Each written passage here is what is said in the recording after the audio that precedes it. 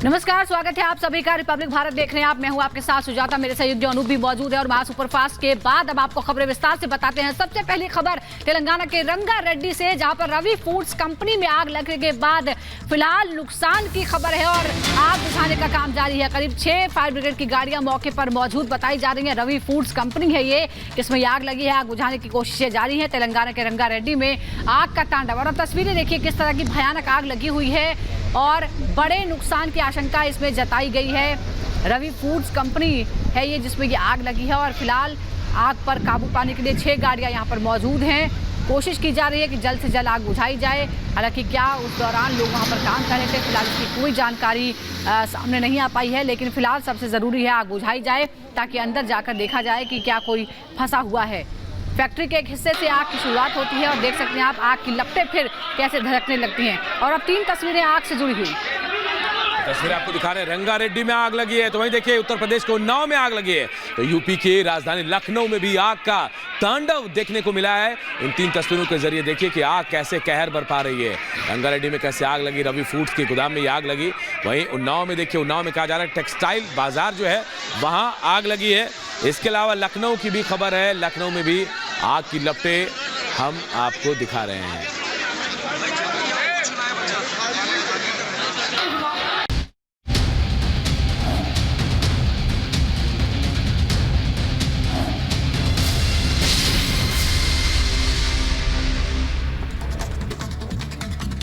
और अब अगली बड़ी खबर अरविंद केजरीवाल से जुड़ी हुई। जी, अरविंद केजरीवाल को आज एक बार फिर कोर्ट में पेश किया जाएगा। ईडी की रिमांड आज खत्म हो रही है और दोपहर 2 बजे के आसपास अरविंद केजरीवाल को एक बार फिर ईडी कोर्ट में पेश किया जाएगा। इस दौरान ईडी पूरी जानकारी देगी कि क्या पूछताछ में निकला है, क्या जानकारी मिली है। और इसके अलावा ये कहा जा रहा है कि 6 दिन को जो रिमांड है वो खत्म होगी तो एक बार फिर रिमांड मांगने की तैयारी में ईडी भी नजर आएगी। कई तरह से जो सवाल हैं जो कोर्ट पूछेगी ईडी से, उसका जवाब भी दिया जाएगा। क्या निकला अब तक पूछताछ में, यह भी बताया जाएगा कि केजरीवाल सहयोग नहीं कर रहे हैं, इसकी भी जानकारी कोर्ट को दी जाएगी।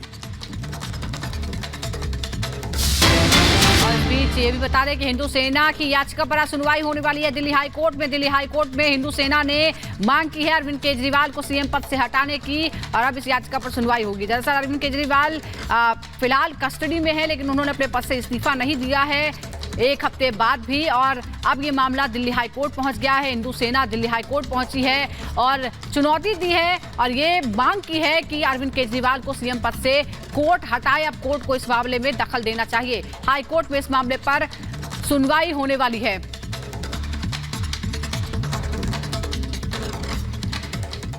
इधर आज पेशी तो होगी, लेकिन इस बीच केजरीवाल आज बड़ा खुलासा करेंगे। केजरीवाल की पत्नी सुनीता ने यह दावा किया है कि शराब घोटाले को लेकर बड़ा खुलासा करेंगे अरविंद केजरीवाल। वो क्या खुलासा होगा, इस पर सबकी निगाहें हैं। अरविंद केजरीवाल की पत्नी 2 बार सामने आई और उन्होंने वीडियो संदेश जारी किया। कल वीडियो संदेश में उन्होंने ये कहा कि आज पेशी के दौरान अदालत में बड़ा खुलासा करेंगे अरविंद केजरीवाल और बताएंगे कि शराब घोटाले का पैसा कहां गया है। सबकी निगाहें इस बात पर है। सवाल भी उठ रहे हैं कि आखिर ये किस तरह का गिमिक है। अगर ऐसी ही कोई बात है तो पहले अरविंद केजरीवाल ने सबसे पहले ये बात क्यों नहीं बताई जब उनको 9 बार समन भेजे गए थे, और अब जब वो ईडी की कस्टडी में है तो अपनी पत्नी के माध्यम से संदेश भेजा है कि वो बड़ा खुलासा करेंगे। क्या होगा वो बड़ा खुलासा?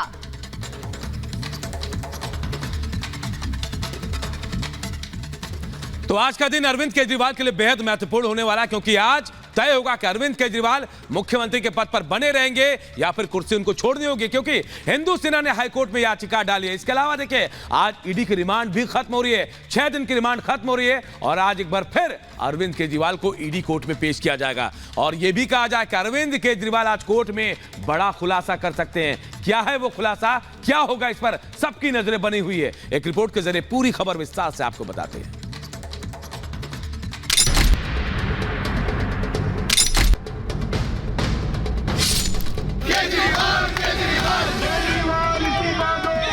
क्या केजरीवाल ने वो ब्रह्मास्त्र निकाल लिया है?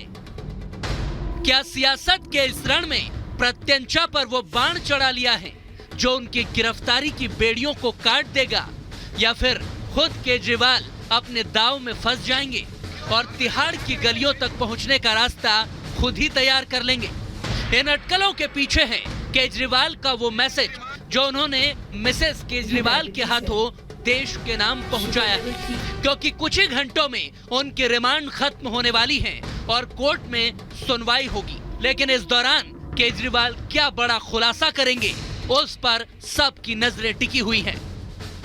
अभी तक किसी भी रेड में एक पैसा नहीं मिला। मनीष जी के यहाँ रेड मारी, संजय सिंह जी की यहाँ रेड मारी, सत्येंद्र जैन जी की यहाँ रेड मारी, एक भी पैसा नहीं मिला। हमारे यहाँ रेड मारी, मात्र 73,000 रुपए मिले। तो वो इस सो कॉल्ड शराब घोटाले का पैसा है कहाँ? अरविंद जी ने कहा है कि इसका खुलासा वे 28 मार्च को कोर्ट के सामने करेंगे। सुनीता केजरीवाल उसी कुर्सी और मेज पर ये मैसेज दे रही थी जहां से अरविंद केजरीवाल दिल्ली वालों को संबोधित किया करते थे। तो क्या उनका ये संकेत है कि अब सुनीता ही केजरीवाल की सत्ता संभालेंगी? क्योंकि दिल्ली हाई कोर्ट ने अरविंद केजरीवाल के बाहर आने के रास्तों पर फिलहाल फुल स्टॉप लगा दिया है। लंबी सुनवाई और दलीलों के बाद हाई कोर्ट ने केजरीवाल को अंतरिम राहत देने से साफ इनकार कर दिया। अब तो ये स्पष्ट है केजरीवाल भ्रष्ट है। जिस दिन माननीय न्यायालय ने जब ये दोबारा गए थे और उसी दिन स्पष्ट कर दिया था कागज देखने के बाद कि जाइए जांच में सहयोग कीजिए, उसी दिन तय हो गया था कि अरविंद केजरीवाल की भूमिका इस पूरे घोटाले में क्या है। और जिस तरह का प्रपंच आम आदमी पार्टी के नेता रच रहे हैं, जैसे जैसे इसकी पट्टी खुलती जाएंगी, इन सबको मोदी खाना भी भारी पड़ने वाला है। करप्शन के इस खेल में अब गिरफ्तारी, रिहाई और इस्तीफे की लड़ाई चल रही है। बीजेपी कुर्सी छोड़ने के लिए दबाव बना रही है, तो केजरीवाल हर उस दरवाजे को खटखटाना चाहते हैं जहां से वो बाहर आ सकते हैं। इसीलिए तो दिल्ली हाई कोर्ट में दाखिल अपनी याचिका में अरविंद केजरीवाल ने क्या कुछ दलीलें दी और उसके बाद सुनवाई के दौरान दिल्ली हाई कोर्ट ने उस पर क्या टिप्पणियां की। अब जरा उसे भी तफसील से जान लीजिए कि आखिर कोर्ट रूम में क्या कुछ हुआ।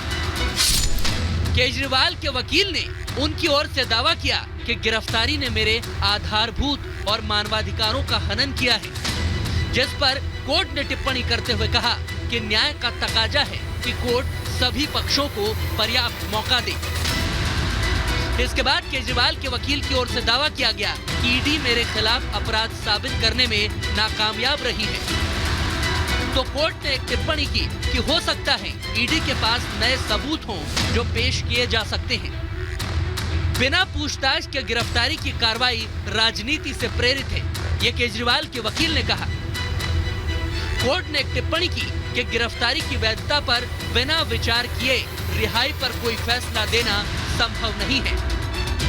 केजरीवाल ने एक और दलील दी कि ईडी की कस्टडी से मेरी तुरंत रिहाई हो और रिमांड को भी रद्द कर दिया जाए। तो दिल्ली हाई कोर्ट ने टिप्पणी की कि हिरासत से रिहाई पर फैसला लेना जमानत देने जैसा होगा और ये वो फिलहाल नहीं कर सकते।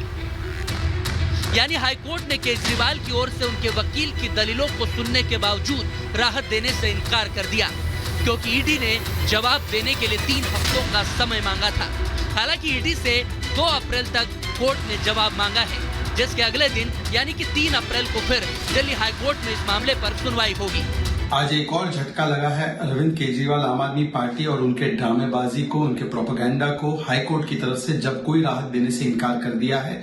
उल्टा अब तो supreme court, high court, lower court, चाहे मनीष सिसोदिया हो, संजय सिंह हो, विजय नायर हो, किसी को राहत नहीं दे रहा। ना कोई केस क्वॉश कर रहा है, ना वो इस तर्क पर यकीन कर रहा है जो आम आदमी पार्टी कहती है कि कुछ नहीं मिला, चवन्नी तक नहीं मिली।